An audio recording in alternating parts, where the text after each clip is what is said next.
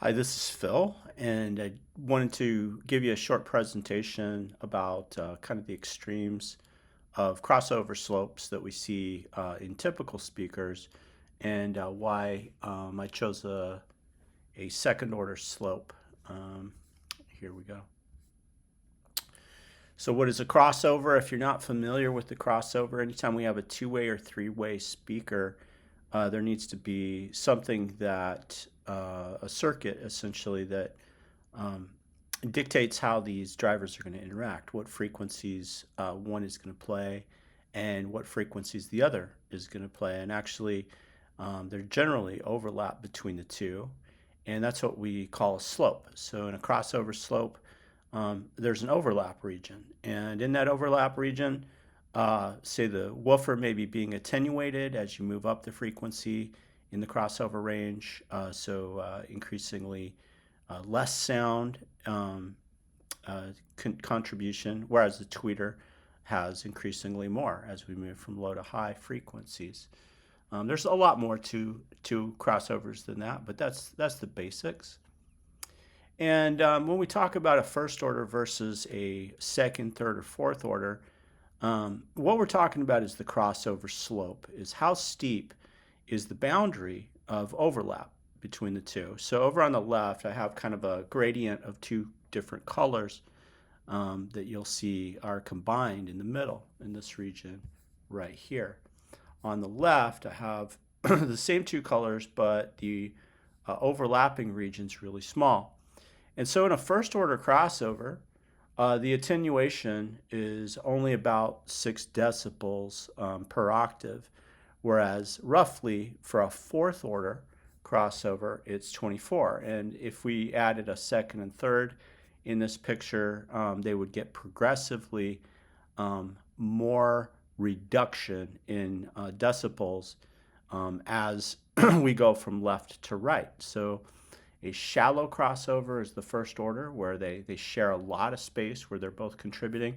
And on the right, the fourth order, they're very steep, so they share very little.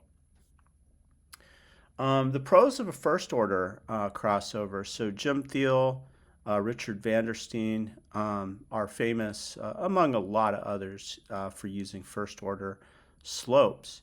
And first order slope has perfect absolute phase, which means that the both drivers are contributing their signal at the exact same time. A very large immersive soundstage due to a huge lobe, basically a virtual lobe of sound between the two combined speakers that sits outside the cabinet. And for that reason, the first order crossovers tend to be detached from the cabinet. So you'll have this kind of psychoacoustic phenomena where you can have, a Vandersteen speaker, for example, that sounds absolutely huge, even though, it defies its size. The cons for first order is that when you have two drivers that are contributing a huge overlapping frequency area, contributing to a huge overlapping frequency area. When you're perfectly on axis with those drivers, it's going to sound wonderful, right? But the problem is it's not very flexible. There's basically, it's described as head in a vice. You can't move, especially on the vertical axis. These designs also really demanding on drivers. You have to have these huge ranges that a driver can play without distortion in order for it to work well. And the demands for the driver specifications are really high. And of course, your power handling is going to be significantly reduced because when you have drivers that are playing such a wide frequency range, they are outside of their area of strength. So I'll just read this. This is the first order slope yields a huge emergent floating lobe of sound physically detached from the cabinet. Our perception of the sound lobe is due to timbral summation of the drivers in any region of the room where they are phase coherent. Scientifically, we would refer to this as a real-time convolution of the sound, which gives it a signature that is distinct from either individual driver. And best way to think about this is maybe a palette of colors. And Monet was famous for really using a narrow palette of colors, however, primary colors. However, he mixed them and came up with all kinds of brilliant, cool combinations of color. And that's basically what that virtual lobe of sound is. It's a third, a third distinct sound from the two drivers that are actually creating it, because it's a mix of the two. A fourth order has its own strengths, including that with really sharp, steep slopes, drivers are specialized. They have their area where they're contributing, and they're not asked to go outside of that. So that allows the designs to a lot more easily manage distortion. Accuracy is usually way high up on the list, precision. They can handle a lot more power because, again, the driver is in its comfort range. And you have a very broad vertical window where you don't have phase interference, where two drivers are summing together, and you move your head slightly off axis, and one is interfering with another. Because they have their own distinct frequency ranges, that doesn't happen. Cons for a fourth order is coordinate-based imaging. So the fourth order crossovers and the very steep crossovers, the sound stage that you get is going to be really a lot like headphones without considering room interaction. It doesn't have a virtual lobe in the sense that a first order does. Another con is the potential for a textural boundary between drivers. As you go up the frequency range, the boundary between one driver and another is visible because there's no blending. And then another con can be the complexity of the crossover itself in these designs. For a picture here, here's a CAD drawing. Architecture. The fourth order systems are more contemporary.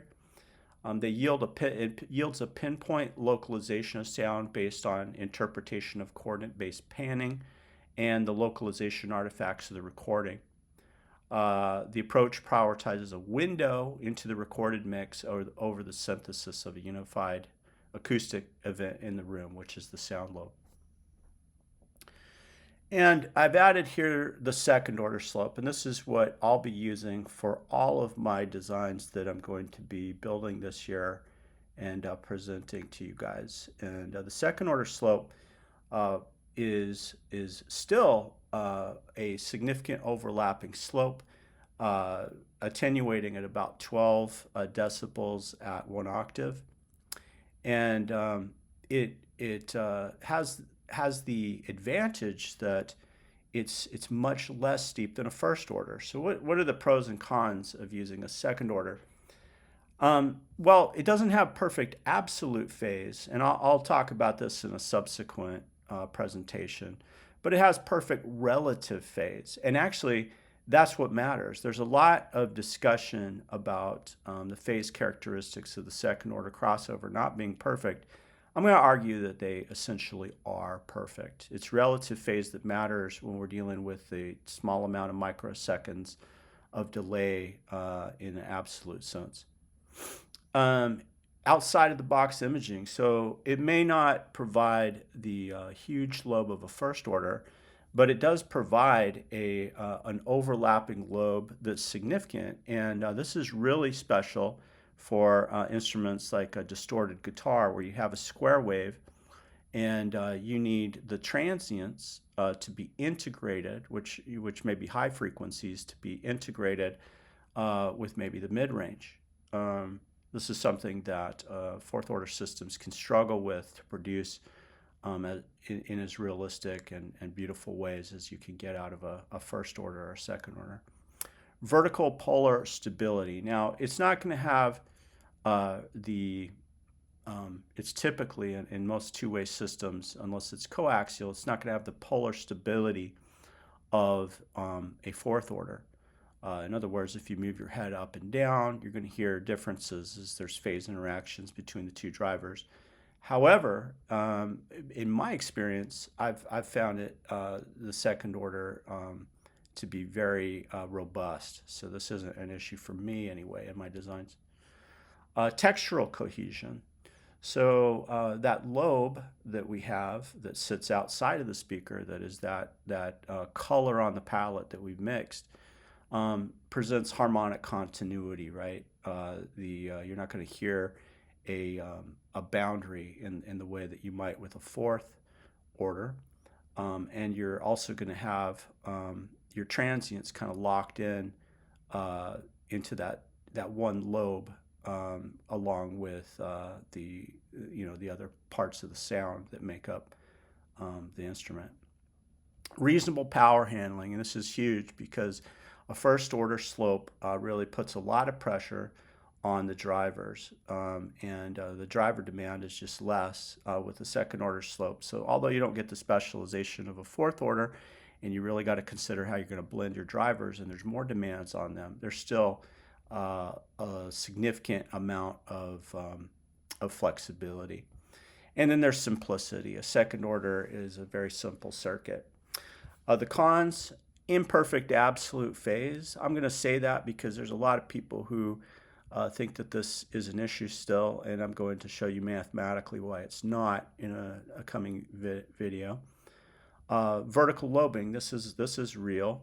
The vertical lobing issue is that, again, if you move your head significantly, you're going to lose some continuity of the sound. You're going to have some comb filtering, which is a phase interaction between the drivers that's causes cancellations. Wide handshake is demanding on the drivers. So although it's not as demanding as a first order, it's certainly more demanding than a fourth order. So anytime you're extending a driver, you have to be really careful with selection, so that narrows what you can use. And there's also the potential for intermodulation distortion because the driver is playing a broader frequency range. And then it requires very careful driver pairing. So the second order slope functions as a pragmatic compromise that balances spatial detachment, which is that emergent lobe that sits in front of the cabinet, with the requirements of driver protection and power handling. It preserves the harmonic continuity of the signal and provides the textural body of the instrument without the extreme mechanical excursions required by first order designs. And I put, you may remember this, you may not. Based on the age demographics of my YouTube listeners, I think everybody was around when Steve Jobs presented this. I think it was when the iPad or the iPhone were being introduced, but it was basically to show that their product combined both an artistic element and the technology to make a kind of a sum is greater than the parts themselves. And that's how I think about a second order design. It's a great compromise that allows you to have that lobe in front of the speaker, which is traditional for music, and at the same time be able to use the latest and greatest drivers.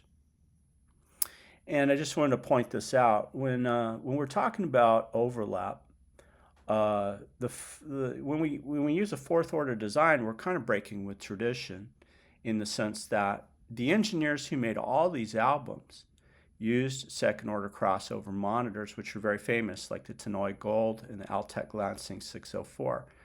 And so a lot of the classics that we listened to were mixed and mastered on monitors such as these. And so the intent is of the engineer was a second order cross when they were listening back to the sound. And that's it. That's all I really wanted to present to you today. I hope for some of you this is educational and new information that you find interesting. And if you got some comments or if you disagree, or have a different perspective, point it out there because there's reasons to do it different ways. And I'm just talking about how I did it and how I reasoned out, what I wanted to use in my designs. So throw a comment out there. Thanks.